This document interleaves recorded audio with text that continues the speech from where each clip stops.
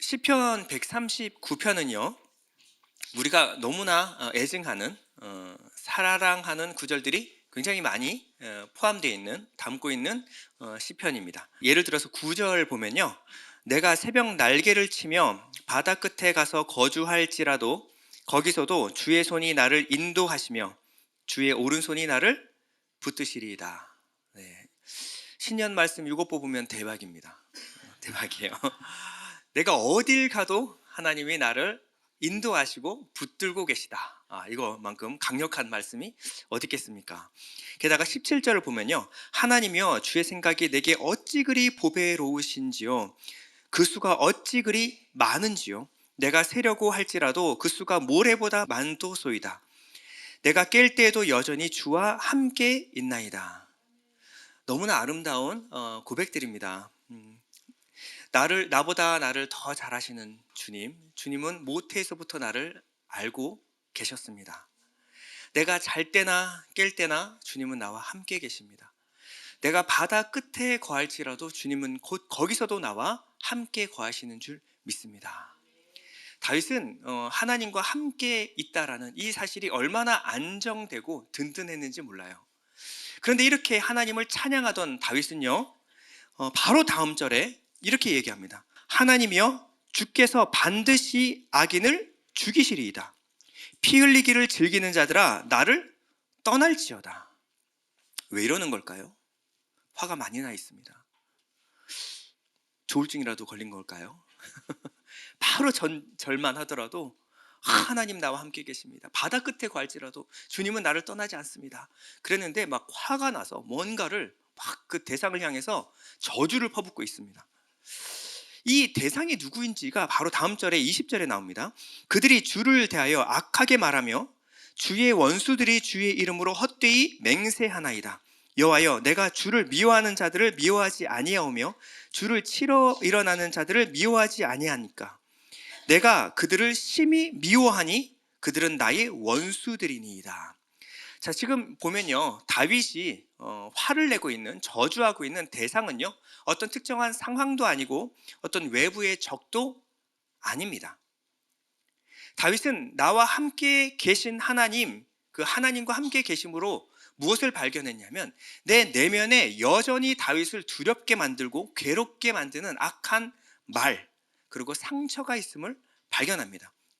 그리고 그 속이는 말, 상처로 인해서 나를 하나님을 의심하게 하고 하나님을 믿지 못하게 만드는 악한 영의 역사가 있음을 발견하였습니다. 그래서 139편 마지막 결론은 이렇게 끝납니다. 하나님이여 나를 살피사 내 마음을 아시며 나를 시험하사 내 뜻을 아옵소서. 내게 무슨 악한 행위가 있나 보시고 나를 영원한 길로 인도하소서. 이 악은요, 이 악한 자들은요, 외부의 적이 아닙니다. 내 안에 자리 잡고 있고 나에게 끝없이 악한 말로 하나님을 의심하게 하고 하나님을 믿지 못하게 만드는 악한 말이에요. 그리고 그것은 상처가 되어서 내가 위험한 순간마다 나를 깊게 찌르고 들어오고 있었습니다. 죄로 타락한 이후로 우리가 살아가는 이 세상은요, 누구나 크고 작은 아픔들 가운데 살아가고 있습니다. 아픔과 슬픔, 그리고 상실과 고통은요, 우리에게 뭐 어떤 담을 수도 있고 뺄 수도 있는 선택사항이 아닙니다. 이 땅을 살아가고 있는 모든 사람들은 그렇게 깨어지고 어긋난 세상에 살아가고 있고요. 상처 주고 또 상처 받으면서 살아가는 것이 우리의 인생입니다. 그런데 이렇게 상처를 주고 상처 받았던 이 상처들이 내면에 해결되지 못하고 쌓여 있으면요, 그것이 독이 되어서 나를 죽일 수도 있다는 것을 우리는 알아야 합니다. 그냥 상처는 상처로 끝나는 것이 아니라 내 마음 가슴 깊이 묻혀 있다는 거예요. 이것은 반드시 해결되어야만 합니다. 그렇지 않으면 이것이 썩어 들어가고 독이 되어 나를 위협할 수 있다는 거예요. 한국의 자살 문제는 굉장히 심각한 수준입니다. OECD 국가라고 하는 것은 경제적으로 어느 수준 이상으로 국민 대다수가 먹고 살만한 나라들. 그런데 그 국가들 중에서 우리나라는 2003년부터 지금까지 자살률 부동의 1위라는 불명예를 안고 있습니다. 한국인의 사망 원인 4위가 바로 자살이에요. 교통사고가 바로 그 다음입니다. 2018년 기준으로 봤을 때는요, 교통사고 사망자가 하루에 10명 정도인데요, 자살로 죽는 사람이 하루에 40명입니다. 교통사고의 4배가 자살로 죽고 있는 거예요.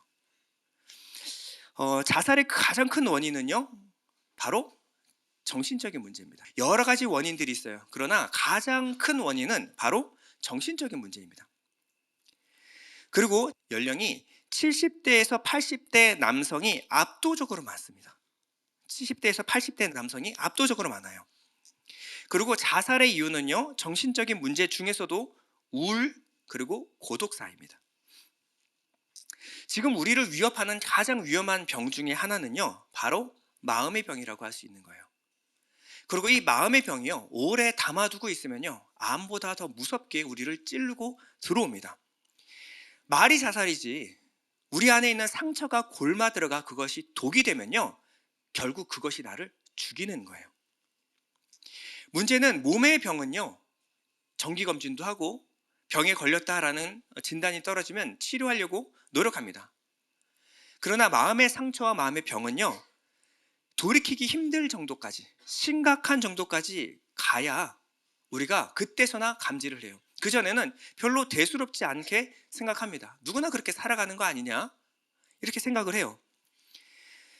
그러나 오랫동안 해결되지 않은 상처는 굉장히 무서운 독이 될 수 있다는 거예요. 그것이 나만 찌르는 것이 아니고 내 옆에 있는 사랑하는 사람도 찌를 수 있다는 것을 여러분 아셔야 합니다. 리차드 로우라는 사람은요, 상처와 아픔에 대해서 이렇게 말합니다. 상처는 전환되지 않으면 전이가 된다라고 말해요. 상처는 치료가 되고 회복되고 전환이 되지 않으면 다른 사람에게 전이가 된다라는 거예요. 혹시 여러분 중에 그런 사람 있지 않습니까? 나하고 잘 맞지 않는 사람, 나를 볼 때마다 얼음 같은 눈빛으로 보고 말 한마디를 해도 비수 같은 가슴에 꽂히는 말을 하는 사람들이 있습니다. 그런 사람 안 만나면 제일 좋겠지만 직장이나 또 교회, 어딜 가도 그런 사람들 하나씩은 있죠. 계속 마주해야 돼요. 그런데 그 사람으로 인해서 마음의 상처를 받기 전에 여러분들은 아셔야 되는 것은, 저 사람 환자구나, 저 사람 많이 아픈 사람이구나 라는 것을 아셔야 합니다. 상처가 많은 사람일수록 남에게 상처 주는 말과 행동을 더 많이 하고요, 더 쉽게 하고 더 자주 합니다. 여러분들은 만약에 겉으로 드러난 이 거친 말과 행동에만 집중하게 되면 여러분들이 상처를 받을 수가 있어요. 그 사람의 상처가 여러분들에게 전이가 됩니다. 그렇게 되면 여러분들도 다른 사람에게 상처를 전이시킬 수 있는 사람이 될 수도 있다는 거예요. 그렇기 때문에 그 사람이 거친 말과 행동은 그 사람의 문제이지 내 행동에 문제가 있어서가 아니라는 것을 여러분들이 아셔야 되는 거예요. 그런데 교묘하게 상처를 감추고 살아가는 사람들도 있습니다. 내면에는요, 상처가 골마서 푹푹 썩어가는데 겉으로는 너무나 괜찮은 사람처럼 위장하는 거예요. 여러분 주위에 항상 웃는 사람들 있죠? 항상 웃는, 모든 사람에게 잘 대해주는 사람, 그리고 어떤 상황에서도 잘 화를 내지 않는 사람들이 있습니다. 이 사람은 내면이 건강하구나로만 볼 게 아닙니다. 이 사람들은 사람들에게 자신의 마음을, 자신의 기분을, 감정을 잘 드러내지 않기로 결정한 사람들일 수도 있어요. 상처를 감추고 있는 사람들은요, 자기 내면에 자기 자신에게 고통을 주고 있는 겁니다. 그럼 어떤 것이 나을까요? 상처로 다른 사람을 힘들게 하는 사람이 나은 사람일까요? 혹은 상처를 자기 품에 안고 스스로 질식하며 죽어가는 사람이 나은 사람일까요? 네, 둘 다 안 좋은 사람입니다.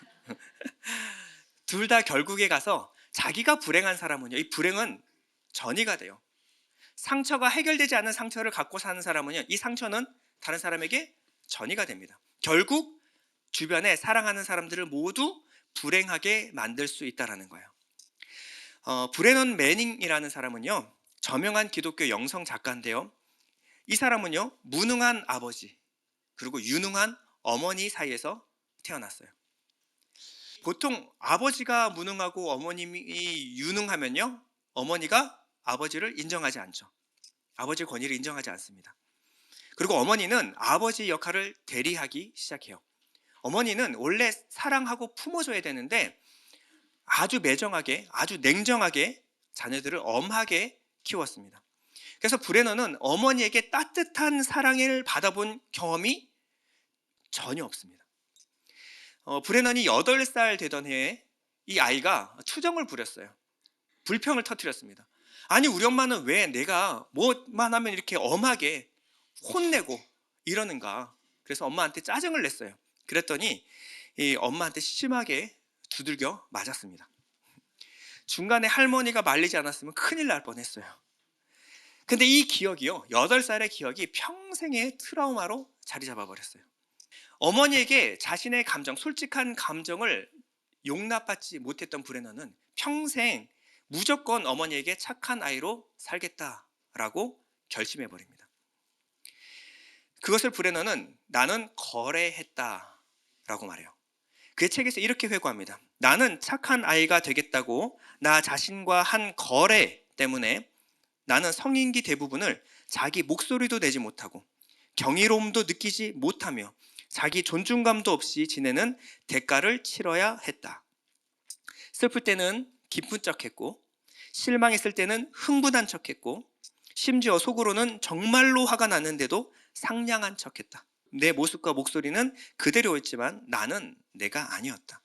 나는 가짜였다. 나는 나 자신의 사기꾼으로 살았다. 그러나 사기꾼으로 사는 삶에 행복은 없었다. 오늘부터 여러분들의 자녀가 여러분에게 내 심사를 막 뒤집어 놓고 매서운 말을 한다면 감사하시기 바랍니다. 그 자녀는 여전히 그래도 용납받은 경험이 있고, 그리고 부모에게 자신의 마음을 털어놓는 거예요. 나 아프다는 겁니다. 나 힘들다는 거예요. 그나마 그렇게 말할 수 있는 자녀는 건강한 자녀입니다. 그런데 여러분 자녀 중에 항상 웃고 항상 착하고 항상 말 잘 듣고 항상 고분고분한 자녀가 있다면 그 아이에게 좀 더 관심을 가져줘야 합니다. 그 아이도 브레넌처럼 솔직한 마음을 털어놓지 않기로, 자신의 솔직한 마음을 받아주지 않는 부모에게 거래를 했을지도 몰라요. 나는 당신에게 그저 착한 아이가 되겠습니다. 당신은 내 솔직한 마음을 받아주는 사람이 아니니까요. 우리 주변에는 이렇게 십수년을 살아도 자기 속에 있는 마음을 눈치채지 못하도록 숨기고 살아가는 사람들이 있습니다. 자신 안의 상처, 그리고 솔직한 감정을 그냥 덮어놓고 숨기고 살아가는 사람들이에요. 근데 이런 사람들은요, 잘 견디다가 오랫동안 견디다가 감당하기 힘든 수준이 오면요, 그러면 어느 날 말없이 극단적인 선택을 할 수도 있습니다. 어느 목사님의 설교 중에 이런 간증을 들은 적이 있습니다. 아내와 이혼하고 10대 남자 아이와 아들과 함께 사는 남자 집사님이었는데요. 그 고등학생 아들이 어느 날 자살로 세상을 떠나버립니다. 목사님은 그 참 힘든 장례식을 치러야만 했습니다. 그래서 어렵사리 장례식 예배를 드리고 그 집사님 손을 잡고 식사 도중에 이야기를 했어요. 집사님 얼마나 힘드십니까? 괜찮으십니까? 위로하려고 건넨 한마디였는데 그 자리에서 통곡하며 울기 시작합니다. 그 아버지의 말은 이렇습니다. 전 아비 될 자격도 없는 사람입니다. 아들이 얼굴이 점점 어두워지고 있었는데 저는 사업한다고 바빠서 그냥 그러려니 하고 넘겼습니다. 그 아이는 늘 조용한 아이였습니다. 학교 갔다 오는 길에 잘 다녀왔어? 그러면 뭐 별일 없지? 그러면 그냥 네 하고 자기 방으로 들어가서 방에서 나오지 않은 아이였습니다. 근데 알고 보니까 이 아이가 학교에서 왕따를 당해서 방 안에서 혼자 울다가 인터넷 열어서 자살 사이트 들락거리고 오늘 죽을까 내일 죽을까 고민하다가 결국 죽어버린 겁니다. 근데 더 화가 나는 것은 저는 그것도 모르고 교회에서 하나님 사업 좀 잘 되게 해주십시오, 올해는 대박 나게 해주십시오 하고 기도하고 있었다는 겁니다. 이렇게 무지한 제 자신이 너무나 원망스럽습니다. 여러분, 열심히 사는 것도 중요합니다. 그러나 내 마음의 상태도 잘 알지도 못하고요, 내 옆에 있는 사랑하는 사람의 마음도 헤아리지 못하고 살아가고 있다면 우리는 인생에서 가장 중요한 것을 놓치고 있는지도 모릅니다. 내 내면의 상처, 그리고 내 주변에 있는 사랑하는 사람의 내면의 상처와 마주대야 하는 것은 쉬운 일은 아닙니다. 어떨 때는 고통스러운 과정을 수반할 수도 있어요. 그러나 상처가 깊을수록 더 용기를 내셔야 합니다. 만약에 그것을 시간을 놓쳐버리게 되면 돌이킬 수 없는 상황까지 갈 수도 있다는 거예요. 그리고 여러분들 안에 있는 상처는요, 그저 여러분들이 괜찮겠지, 그래서 손쉬운 중독으로 해결해서는 안 됩니다. 기독교 변증가인 레비 제커라이어스의 책에 하나님 앞에서 고통을 묻다라는 책에는요, 이런 구절이 나옵니다. 어떤 희소병을 앓고 있는 어떤 한 어머니가 인터뷰를 하는 과정 가운데 그녀는 이렇게 말합니다. 제가 우리 딸을 위해 매일 밤 하는 기도가 있는데요. 하나님, 제발 제 딸이 고통을 느끼게 해주십시오. 제 딸이 고통을 느낄 수 있도록 해주십시오. 그의 딸은요, CIPA라고 하는 선천적 무통각증, 무한증인데요. 희소한 질병 중에 하나예요. 이거는요, 몸을 어디를 다쳐도 통증이 느껴지지 않는 겁니다. 녹슨 못을 박혔는데 이것이 감염이 돼서 정말 심각한 지경까지 가도요, 자기가 다쳤다는 것조차 감지를 못 해내는 거예요. 가스레인지에 손이 타고 있어도, 살이 녹아 들어가도 전혀 통증을 느끼지 못하는 겁니다. 이것은요, 목숨이 위험할 수 있는 아주 심각한 질병입니다. 그래서 어머니는요, 하나님, 제발 제 딸이 고통을 느낄 수 있게 해주십시오라고 기도한다라는 거예요. 오늘날 성령께서 우리를 위해서 기도하는 기도가 이게 아닐까요? 하나님, 제발 이 아들이, 하나님, 제발 이 딸이 통증을 느끼게 해주십시오. 자기의 상처가 썩어 들어가고 있는데, 골마 들어가고 있는데 저들은 알지를 못하고 있습니다. 하나님, 제발 좀 알게 해주십시오. 이 사람의 자녀가, 이 사람의 딸이, 아들들이 심각한 상처로 골마 들어가고 있는데 부모가 알지를 못하고 있습니다. 우리는 마땅히 빌 바를 알지 못해요. 진짜 중요한 것이 무엇인지를 놓치는 경우가 있습니다. 그저 나 잘 되게 해주십시오. 그런데 정작 내 주변에 사랑하는 사람들이 아픔을 안고 그 상처가 썩어 들어가고 있는데 그걸 볼 수 있는 눈이 없어요. 그걸 위해서 기도하지 않습니다. 죄를 가지고 태어난 우리 중에 어느 누구도 괜찮다라고 말할 수 있는 사람은 아무도 없습니다. 우리 중에 상처와 결함이 없는 사람은 아무도 없어요. 하나님은 나로 하여금 내 상처를 들여다보고 직면하기를 원하십니다. 그리고 하나님의 도우심을 구하기를 바라고 계실지도 몰라요. 우리는 인정해야 됩니다. 나도 아픈 사람이고 나도 누군가를 아프게 할 수 있는 사람이다. 그것을 인정해야 합니다. 그리고 이것을 주님께 내어놓고 솔직히 인정하고 해결받지 않으면요, 나는 나도 모르는 사이 내 주변에 사랑하는 사람들을 계속 아프게 하고 상처 주는 사람이 되어 있을지도 모릅니다. 그럼 변화는요, 내 상처와 마주대야 하는 겁니다. 내가 어떤 상처를 받았고 내가 어떨 때 가시돋친 말을 하는지 여러분 그것을 발견해내야 됩니다. 여러분, 아플 때 아프다고 말하는 습관을 들여야 돼요. 아플 때 괜찮은 척하지 마십시오. 근데 그것이 내 안에 상처가 돼서 어느 순간 내가 똑같은 말로 사람들을 아프게 하고 있는지도 모릅니다. 아플 땐 아프다고 말해야 돼요. 외로울 때는 외롭다고 주변에 알리십시오. 외로운데 괜찮은 척하지 마시라는 거예요. 나는 외롭습니다. 도움이 필요합니다. 알리는 것은 부끄러운 일이 아닙니다. 그건 지혜로운 일이라는 거예요. 약해질 때 약해질 수 있어야 합니다. 무너질 땐 무너져도 괜찮습니다. 울고 싶을 땐 제발 좀 우십시오. 우리는 인생을 살아가면서 상처를 받고 상처 주며 살아갑니다. 그럴 때 피할 수 없는 상처를 마주대했을 때는요, 상처를 받아들이는 법을 배워야 되는 거예요. 어떤 인터넷 글에 이런 얘기가 있었습니다. 어려움을 당하여 우는 사람은 하수다. 어려움을 당하여 참는 사람은 중간이다. 어려움을 당하여 웃는 사람은 고수다. 제 생각은 다릅니다. 어려움을 당하여 참는 사람은 하수 중에 하수입니다. 어려움을 당하여 우는 사람은 정신이 나간 겁니다. 어려움 앞에 울 수 있는 사람이 진정한 고수입니다. 어려움 앞에 내 약함을 인정하고 하나님 앞에 한없이 무너져 울어본 사람만이 진짜 웃을 수 있는 사람이 되는 거예요. 우리의 연약함을 하나님 앞에서 인정하는 것을 부끄러워하지 마십시오. 그러니 뭐하게 하나님 앞에서 뭔가 강한 척할 필요도 없고요. 하나님 이 산지를 내게 주옵소서 그런 기도 드릴 필요도 없습니다. 산지 주면 뭐 할 건데요? 감당도 못하는 산지.